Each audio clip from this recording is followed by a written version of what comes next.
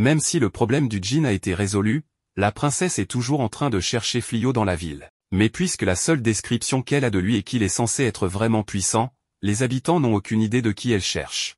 Elle quitte la boutique déçue, n'ayant pas réussi à obtenir de nouveaux indices sur l'emplacement de Flio. Pendant ce temps, Flio prend un délicieux repas avec tout le monde, et cette fois Iya a aussi aidé. Iya dit qu'elle aurait pu utiliser la magie pour tout faire en un instant. Mais Lys voulait tout faire à la main pour que ce soit spécial. Elle est fière de cuisiner puisqu'elle est la femme de Flio. Mais puisqu'Iya veut aider, elle va s'occuper du ménage et de la lessive à partir de maintenant. Iya est heureuse de se rendre utile, mais cela pose un problème pour tous les autres, puisque si Iya s'occupe de toutes les tâches ménagères désormais, ils ne sont plus qu'un tas de profiteurs. Bien que Blossom ait toujours ses cultures, au moins elle contribue encore au ménage, et elle va s'assurer que Iya ne lui enlève pas ça. Alors elle travaille encore plus dur que d'habitude. Avec un peu d'aide de Billery, qui essaie aussi de se rendre utile en s'occupant des écuries, bien que ce soit un peu plus que ce à quoi elle s'attendait. Pendant ce temps, Bellano traverse une petite crise existentielle. Elle a l'impression qu'elle décevrait son frère et son père, puisqu'elle a quitté l'ordre des chevaliers avant de pouvoir officiellement devenir une mage comme eux. En ce moment, elle n'a aucune raison de continuer à essayer de devenir plus forte. Mais quand Flio lui enseigne la magie, il reste patient avec elle jusqu'à ce qu'elle comprenne finalement, et elle ne veut pas gâcher les efforts qu'il fait pour lui enseigner. Soudain, Bellano et Billery entendent Blossom hurler à plein poumon.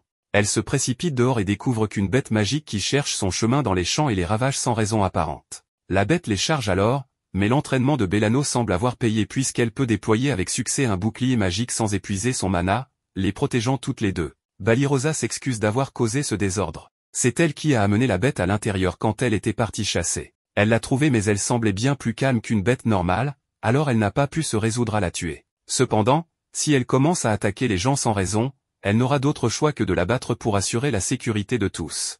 Mais Billery ne pense pas que ce sera nécessaire, puisqu'elle a compris pourquoi la bête est devenue folle. Elle demande à Sid de reprendre sa forme de lapin pour ne plus effrayer le cheval. Puis elle attache une corde à une pelle et la lance dans la bouche du cheval avant de le monter avec cette bride de fortune. Elle parvient alors à le calmer jusqu'à ce qu'il ne soit plus enragé, et tout le monde la félicite d'avoir réussi à apprivoiser une bête magique aussi facilement. Ce sentiment d'accomplissement donne une idée à Billery. Elle demande à Balirosa si elles auraient le droit d'utiliser les terres entourant la maison de Flio. Ces terres appartiennent au seigneur local, alors elles ne peuvent pas vraiment faire ça. Mais elles pourraient toujours acheter les droits dessus auprès du seigneur, comme Flio l'a fait quand il a déménagé la maison ici, et ça lui donne une idée. Pendant ce temps, Flio est en ville avec Lys, qui est ravi d'avoir enfin un peu de temps seul avec lui, même si ce n'est pas exactement un rencard puisqu'il est juste venu vendre un peu d'équipement.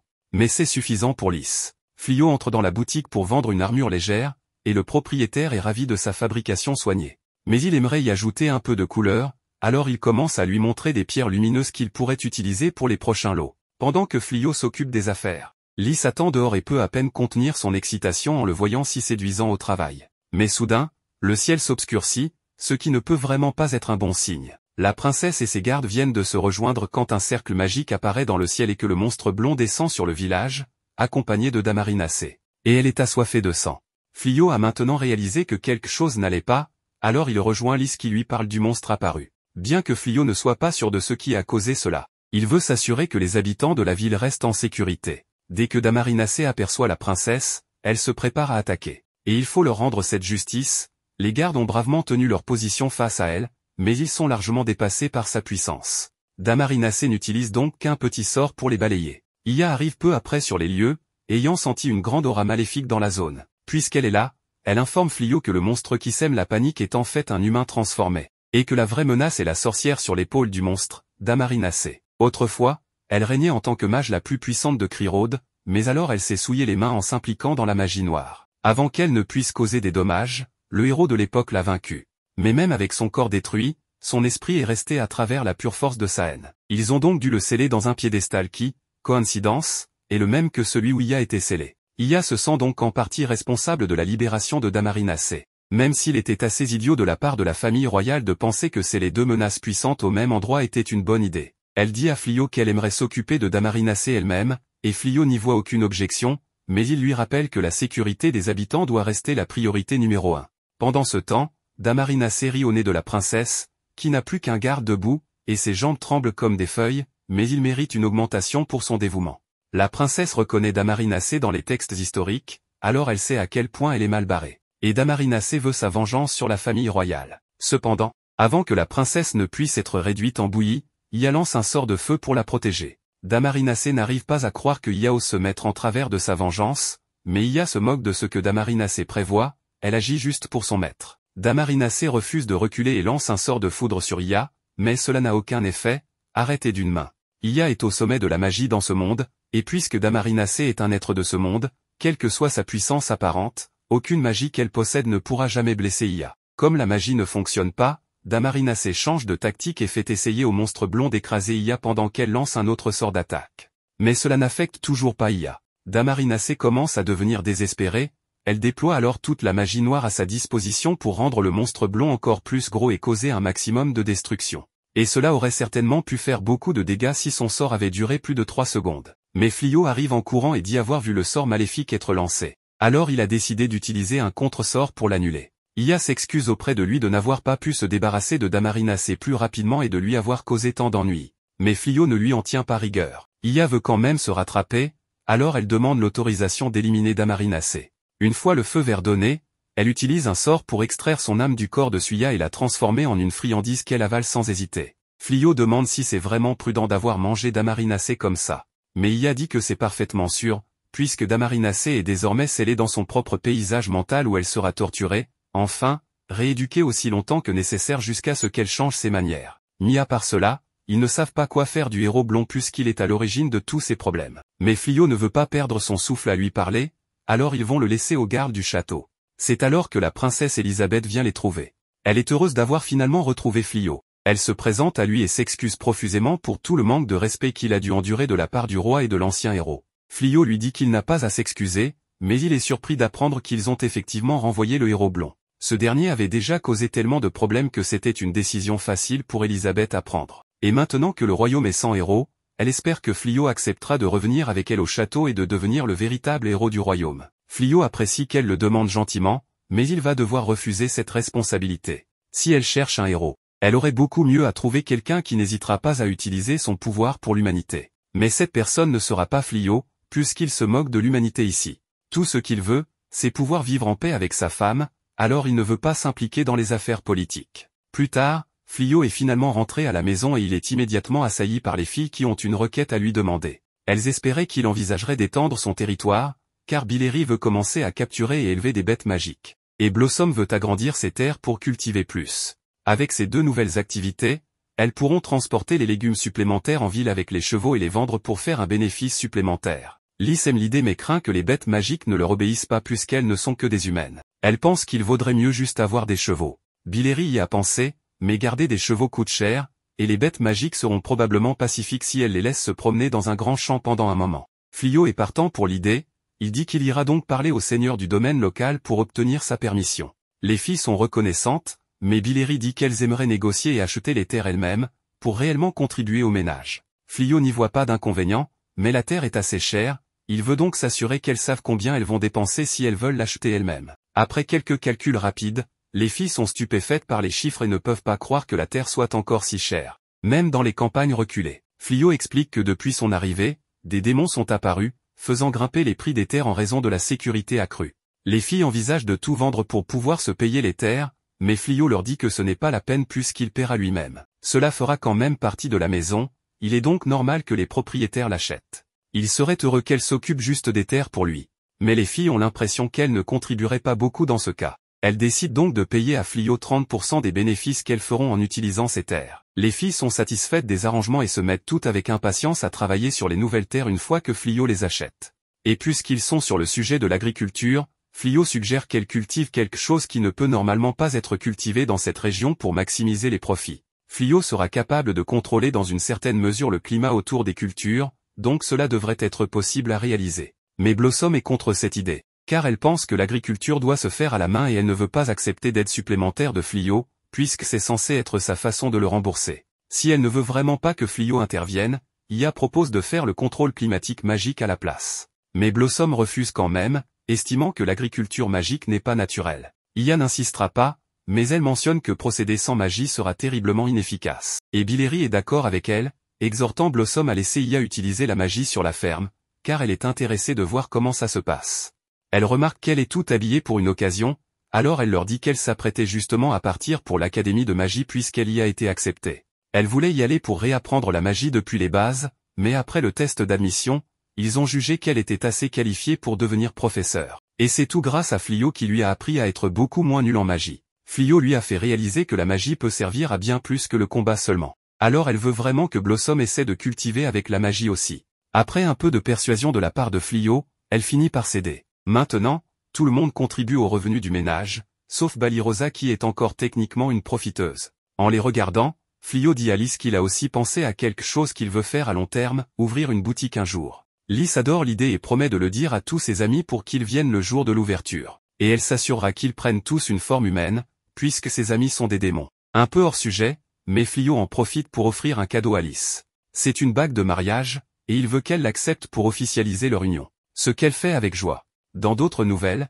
le perdant blond a été enfermé dans les cachots du château et sera probablement exécuté pour ses divers crimes, s'être introduit dans le trésor royal, avoir libéré des menaces de niveau national et, pire que tout, avoir un visage vraiment agaçant. Un peu plus tard, Balirosa, imaginant être dans une robe de mariée, mais lorsqu'elle voit Ulimina là pour la féliciter, elle réalise que ce rêve est aussi son pire cauchemar puisqu'elle est censée se marier avec le roi démon. Il lui dit qu'elle peut l'appeler Gozaru puisqu'il n'y a plus besoin d'être si formel maintenant qu'elle est sa femme et en l'honneur de la grande occasion, toute l'armée démoniaque lui dit qu'ils vont redoubler d'efforts pour conquérir le monde afin de le lui présenter comme cadeau de mariage. Balirosa commence maintenant à faire marche arrière rapidement, car elle dit qu'elle ne veut pas du monde, mais elle est interrompue par le roi démon qui lui relève le menton pour l'embrasser, et c'est alors qu'elle se réveille de son cauchemar. Elle est soulagée que ce n'était qu'un cauchemar, mais elle commence alors à se demander pourquoi elle rêve du roi démon en train de l'épouser en premier lieu, puisqu'elle n'avait même pas envisagé une relation avec lui. Balirosa se met à crier parce qu'elle sait que cela signifie qu'il va y avoir plus de drame avec le roi démon bientôt. Mais les autres s'en fichent et lui disent simplement de faire sa crise de panique en silence pour qu'il puisse dormir. Le lendemain matin, Balirosa se sent toujours assez épuisée après tout son hurlement de la nuit précédente, alors qu'ils cuisinent ensemble, Lys lui demande si elle va bien. Balirosa dit que ça va et c'est juste qu'elle n'a pas assez dormi la nuit dernière car elle a fait des rêves étranges ces derniers temps, bien qu'elle n'ait reçu aucune information sur de qui ces rêves sont. Lys est capable de déduire que Balirosa doit être amoureuse puisque sa race croit que les rêves sont l'image de ce que la personne désire le plus. Mais cela voudrait dire que Balirosa veut inconsciemment le roi démon, ce qu'elle ne peut pas accepter. Les autres filles ont entendu le mot « amour », donc elles ont abandonné ce qu'elles faisaient et se sont précipitées dans la cuisine pour entendre tous les détails sur qui Balirosa aime, et leurs compétences déductives sont incroyables car elles comprennent immédiatement que c'est le roi démon que Balirosa aime en secret. Cela leur semble logique, puisque Gozaru venait ici très souvent juste pour la voir, mais Balirosa est toujours en déni et prétend que Gozaru était juste là pour rencontrer Fliot, donc cela n'avait rien à voir avec elle. Cependant, les autres savent pertinemment qu'il était là uniquement pour elle, puisqu'il partirait immédiatement s'il n'était pas là quand il est venu, et Balirosa n'a plus de moyen d'expliquer son comportement, donc elle en vient à accepter le fait qu'il pourrait vraiment l'aimer. Les autres mentionnent comment elle pourrait probablement combler le fossé entre les humains et les démons si elle parlait avec Gozaru pour résoudre les choses avec lui, tout comme Fliot et Lys l'ont fait, bien qu'elle ne veuille peut-être pas se marier avec lui après un jour comme Lys l'a fait. Maintenant qu'elle y pense, personne n'a jamais entendu Lys raconter l'histoire de comment elle est tombée amoureuse de Fliot en premier lieu, et ils sont tous assez curieux, donc ils se rassemblent et lui demandent ce qui l'a fait tomber amoureuse de Fliot. Fliot se trouvait dans la pièce, donc il a tout entendu de ce que Lys avait à dire à son sujet et il se sent très embarrassé maintenant, mais son embarras est interrompu par l'une de ses alarmes qui se déclenche. Il avait mis en place une barrière autour du village pour empêcher les démons d'entrer et de protéger la ville. Mais quelque chose a quand même réussi à passer. Ia confirme ses soupçons en disant qu'elle sent la puissance d'un démon à proximité, donc cela doit être un démon qui s'est glissé. Les autres demandent si le village sera en danger, mais Fliot n'en est pas sûr. Ce démon n'est pas une menace pour l'instant, car il n'a pas fait de dégâts et n'a pas détruit la barrière, donc pour l'instant, il veut juste que tout le monde garde un œil sur la ville pour s'assurer qu'il ne se passe rien de mal. Pendant ce temps, au palais, la princesse vient de recevoir des nouvelles alarmantes. Lorsque Fliot a proposé de devenir le héros officiel du royaume, il a déclaré son intention de rester neutre dans tous les litiges entre les humains et les démons, mais il lui a offert le sac de pièces d'or qu'il a reçu quand il est arrivé pour reconstruire la ville endommagée. La partie alarmante de tout cela est que les pièces d'or que Fliot avait ne sont pas en circulation parmi le public, et pour autant que le conseiller le sache, il n'y a qu'une seule personne à qui ils ont donné ces pièces auparavant, et ce serait Banaza.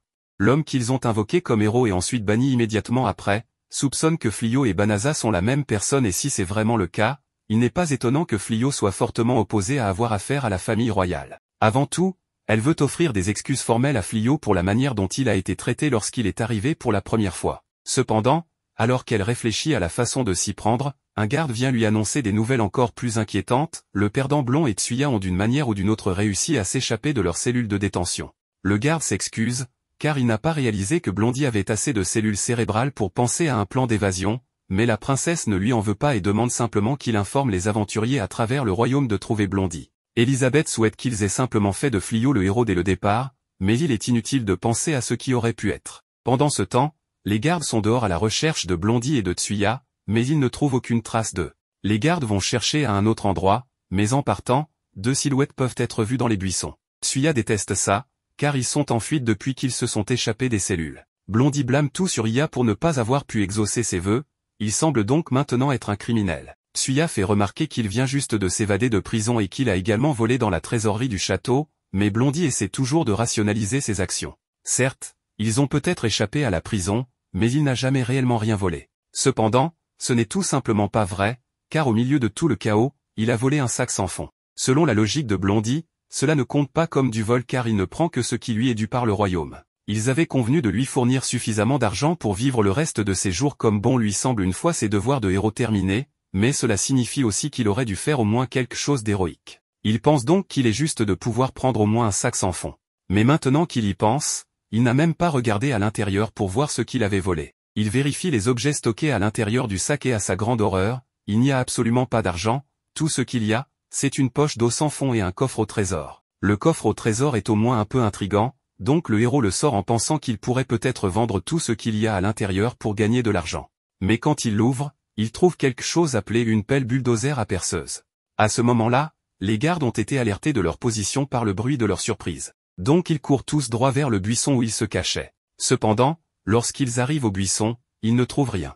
Blondie et Tsuya ont réussi à s'échapper en creusant dans le sol, ils sont donc très impressionnés par la puissance de la pelle. Mais cela a du sens, car elle était enfermée dans la trésorerie du château, elle est parfaite pour les garder cachés. Mais maintenant, ils doivent se préoccuper de comment ils vont sortir d'ici. Pendant ce temps, au château des démons, Gozaru reçoit un rapport d'Ulimina lui disant qu'elle n'a pas encore pu trouver Fliot ou ses compagnons, et par compagnon, il entend spécifiquement Balirosa. Ulimina s'excuse et explique qu'elle a ses agents de renseignement qui cherchent partout, mais il est possible que Fliot ait fui vers un autre pays. Gozaru ne pense pas que cela soit possible car même si la magie de Fliot est incroyablement puissante, la magie de téléportation ne permet à l'utilisateur d'aller qu'à des endroits qu'il a déjà visités. Il n'est pas passé beaucoup de temps depuis que Fliot a été invoqué dans ce monde. Donc il n'aurait pas eu assez de temps pour visiter un autre pays. Même dans ce cas, Ulimina ne peut s'empêcher de remettre en question le raisonnement derrière la priorité donnée à la recherche de Fliot par rapport à l'avancée de leur armée et des humains. Peu importe à quel point la magie de purification est forte, s'ils amènent suffisamment de bêtes magiques à la frontière,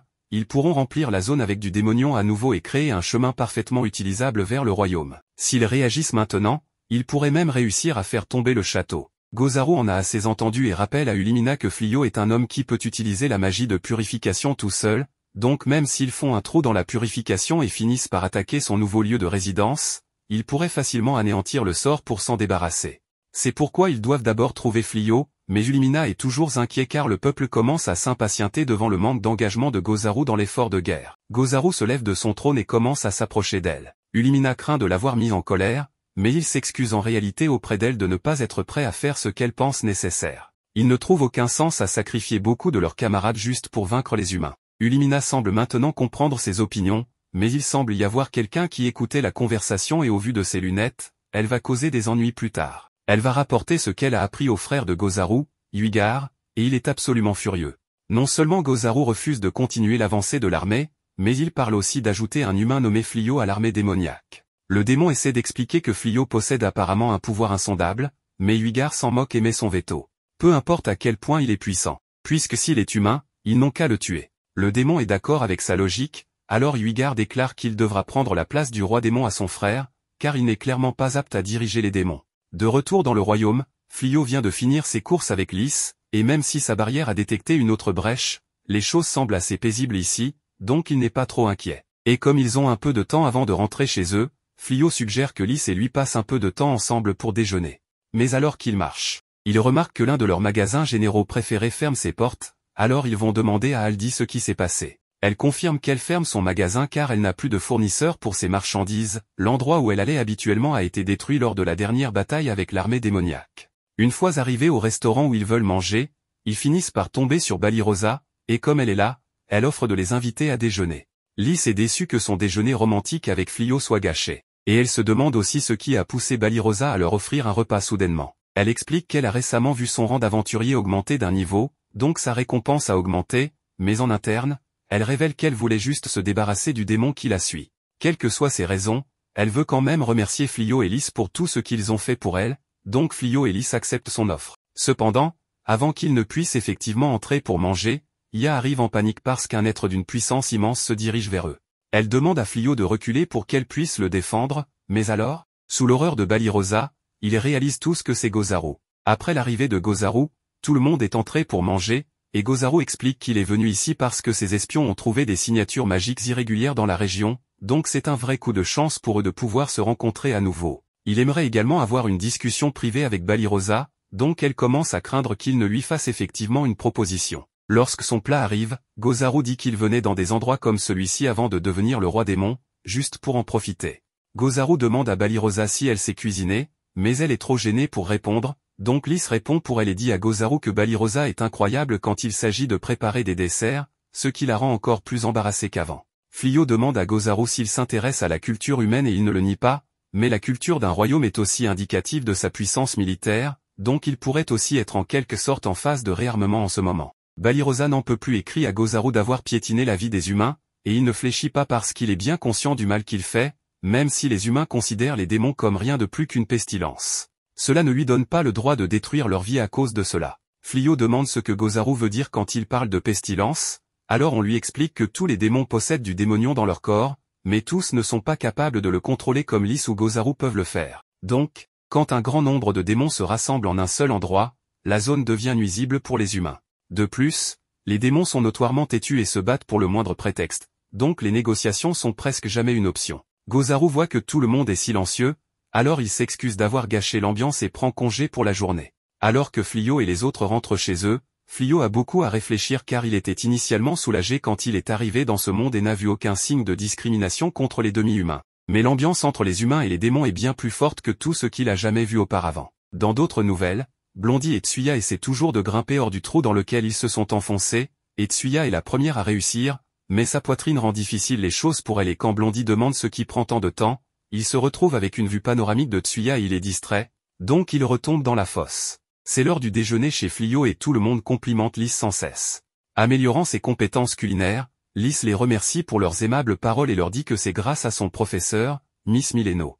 Miss Mileno était celle qui lui a appris à cuisiner lorsqu'elle a commencé à vivre avec Flyo. Récemment, elle a visité la ville voisine de Hoto, alors Lys a décidé de lui rendre visite. Lys montre ensuite ses nouvelles bagues de mariage et remercie Miss Mileno de lui avoir appris à conquérir le cœur de son mari avec de la nourriture. Leur repas est interrompu par un coup à la porte et quand Flyo l'ouvre, c'est la première princesse Elisabeth avec son entourage de garde. Flyo lui demande ce qu'elle fait là alors qu'il a déjà refusé leur offre de la position de héros. La princesse Elisabeth a l'air abattue alors qu'elle s'excuse auprès de Flyo. Elle précise ensuite qu'elle s'excuse non seulement auprès de Flyo mais aussi de Banaza lui-même, la véritable identité de Flyo et l'ancien candidat héros qu'ils ont convoqué. Flyo et Lys sont choqués en entendant qu'ils ont découvert qui il était vraiment. Quelques minutes plus tard, ils déplacent leur discussion au salon. Balirosa offre nerveusement du thé à son ancienne souveraine et la princesse Elisabeth la remercie. Cependant, la princesse Elisabeth précise qu'elle espère parler à Flyo en privé et leur demande de partir. Lys s'y oppose catégoriquement, car la famille royale et leur royaume ont maltraité Flyo dans le passé. Flyo lui tient la main mais est fermement d'accord avec elle. Il prévient la princesse Elisabeth que si leur discussion ne peut pas avoir lieu devant sa femme, il devrait juste partir. Lys rougit immédiatement de ces paroles. Pendant ce temps, les autres filles acquiescent et partent paisiblement en fermant la porte derrière elles. Une fois seule, Elisabeth se lève et s'agenouille devant Flyo. Elle demande une nouvelle fois pardon à Banaza pour tout ce qu'ils ont fait, de mettre des sorts nuisibles sur ses sacs sans fond à l'exiler dans la forêt. Flyo lève la main et demande à Elisabeth d'arrêter de se prosterner. Il précise qu'il est maintenant Flyo, pas Banaza, et que ses excuses n'affecteront pas leur situation. Il devrait plutôt se concentrer sur la vraie raison de la venue d'Elisabeth. Après tout, la première princesse ne viendrait pas dans un endroit quelconque juste pour demander pardon. Elisabeth sourit à Flyo devant cette supposition exacte et elle ouvre une carte sur la table de Flyo. C'était une carte du royaume de Clyrode et de ses environs. De plus, quelques lumières brillantes peuvent être vues à divers endroits du royaume.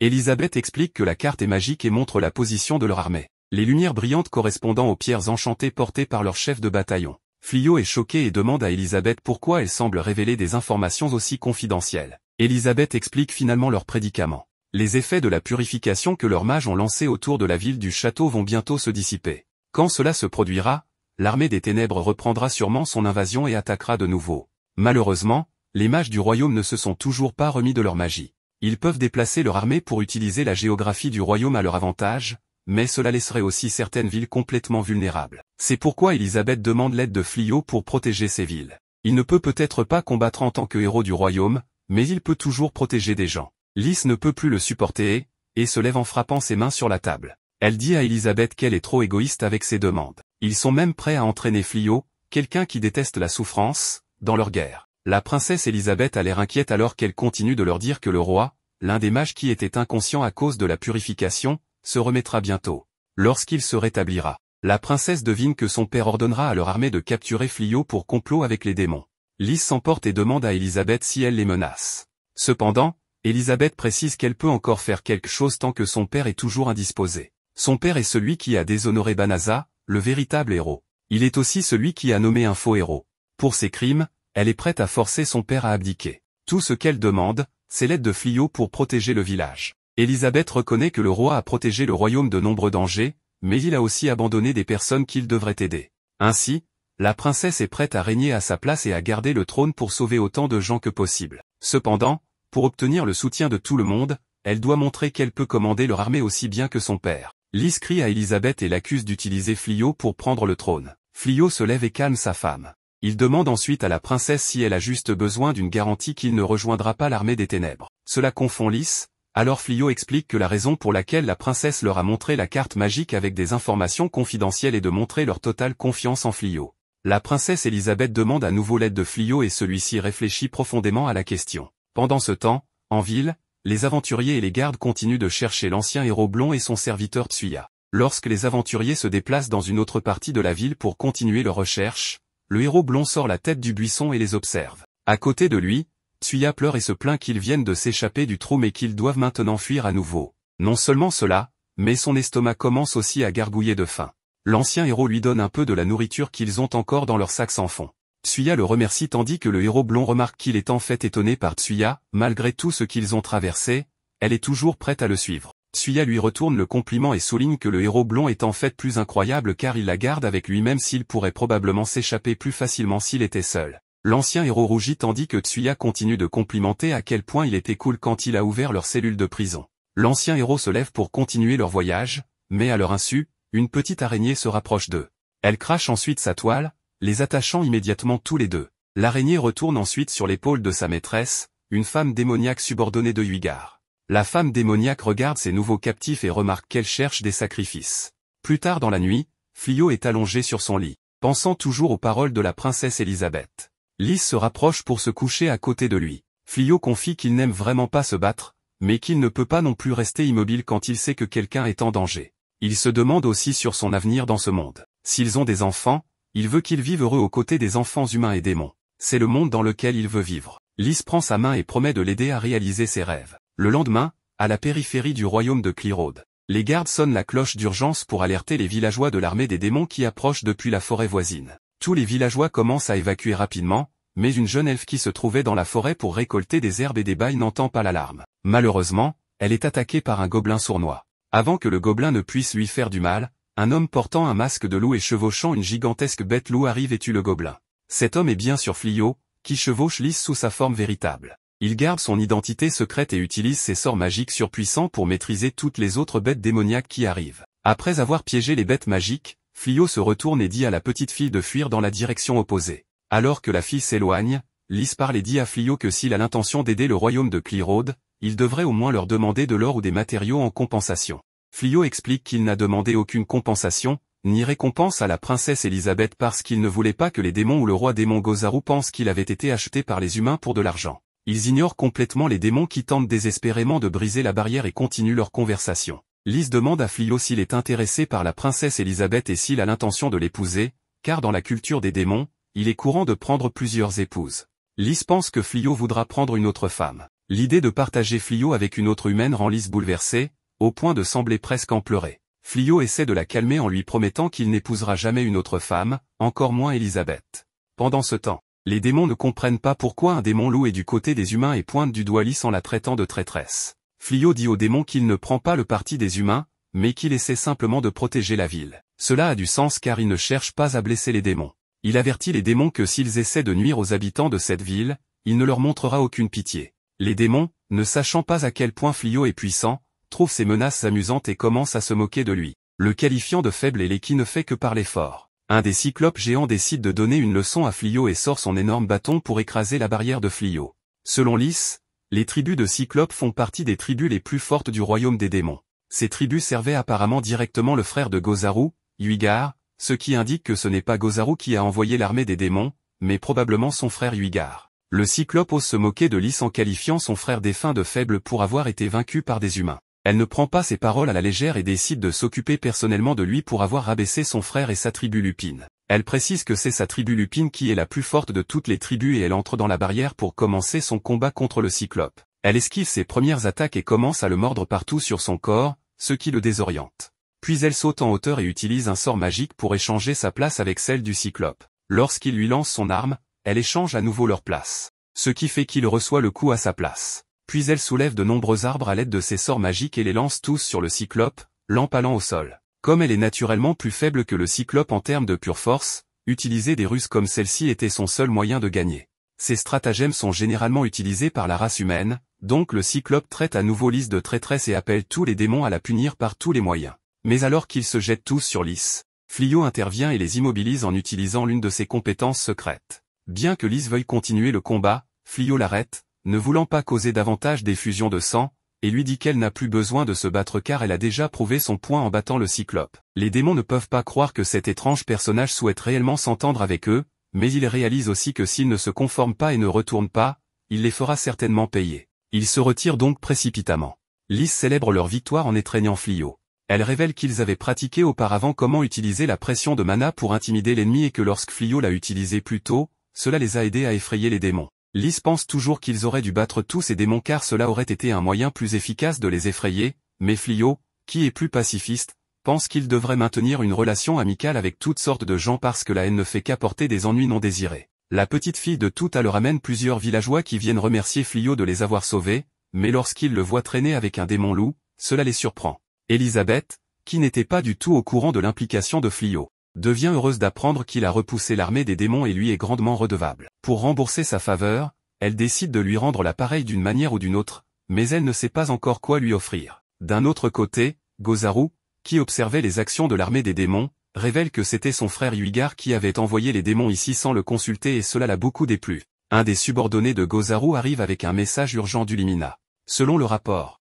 Huigar a usurpé le trône en l'absence de Gozaru et s'est proclamé nouveau roi des démons. Non seulement cela, il a kidnappé le héros et sa petite amie plantureuse pour les utiliser comme sacrifice afin d'emprunter les pouvoirs d'un dieu maléfique. Tout cela pour s'assurer qu'ils deviennent assez forts pour vaincre Gozaru et prendre officiellement le trône.